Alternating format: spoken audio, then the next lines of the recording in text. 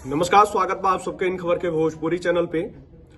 Bhojpuri industry, जब बात Bhojpuri industry के होला तो पवन सिंह का नाम तो आइए जाला, लेकिन पवन सिंह के नाम के साथ साथ विवाद भी उनके पीछे पीछे चलत रहेला। और यही क्रम में उनके निजी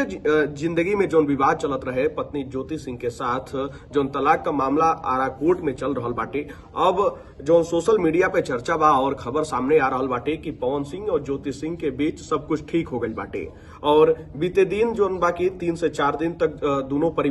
दोनों पक्ष का परिवार लखनऊ में ही रहे और दोनों परिवार के बीच बैठ के बातचीत भइल और जौन भी समस्या रहे ओके सुलझा लियल गईल। और जौन बाकी एगो तस्वीर सोशल मीडिया पे उज्जम के वायरल भइल और उमें कहल गईल बाटे कि समझौता के बाद की तस्वीर हवे जौन लखनऊ में मुलाकात भइल बाटे ओ समय का तस्वीर है। आप सबके बता दें कि पवन सिंह लोकसभा चुनाव लड़े खातिर एकदम तैयार बना और बीते दिन लगातार जगह जगह पे इंटरव्यू देते रहना और हर एक मंच पे उनसे एक ही सवाल पूछल जात रहे निजी जिंदगी के बारे में। तो पवन सिंह भी ये बात के समझ गए रहना कि चुनाव अगर लड़े के बाटे तो भैया निजी जीवन के सही कह के चले के पड़ी, काहे कि विपक्ष अगर कहीं चोट करी तो वो निजी जिंदगी ही रही। यानी कि विपक्ष के पास मुद्दा ना बचे कि निजी जीवन पे, पारिवारिक जीवन पे प्रहार कर पावे, ताकि पवन सिंह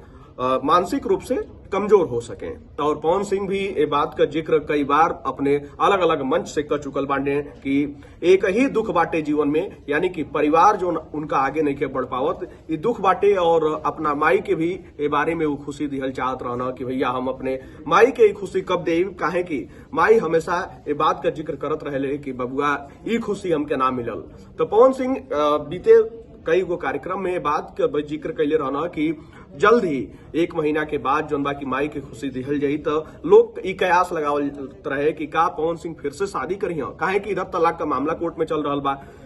लेकिन अब वो सब खारिज हो चुकल बाटे और ज्योति सिंह और पवन सिंह के बीच सब कुछ ठीक हो गई बा और ये तस्वीर भी सोशल मीडिया पे वायरल बा। तो जौना तरीका से लोकसभा चुनाव बाटे और पवन सिंह लोकसभा चुनाव के दावेदारी पेश कर चुकल बाने, उनका कई बार ये बात के कह चुकल बाने कि अगर बीजेपी टिकट ना दे, चाहे कोनो पार्टी का टिकट ना दे, तब वो चुनाव लड़ल निश्चित बाटे। पार्टी तय नहीं खे, लेकिन चुनाव लड़ल निश्चित बाटे। और आरा सीट जोन बाटे उनकरी फेवरेट लिस्ट में बात, टॉप पे बाटे, काहे कि वो घरेलू जगह है उनका। तो अब देखे के हुई कि पवन सिंह अब आगे का करे ना, काहे कि निजी यानी कि पारिवारिक जिंदगी के तो सुलझा ले बना, अब राजनीतिक जीवन में कैसे झंडा गाड़ पहिया तो समय बताई। लेकिन पवन सिंह और ज्योति सिंह के बीच ये समझौता होखले के बाद पवन सिंह के चाहे वाला लोग काफी खुश नजर आ रहा बा।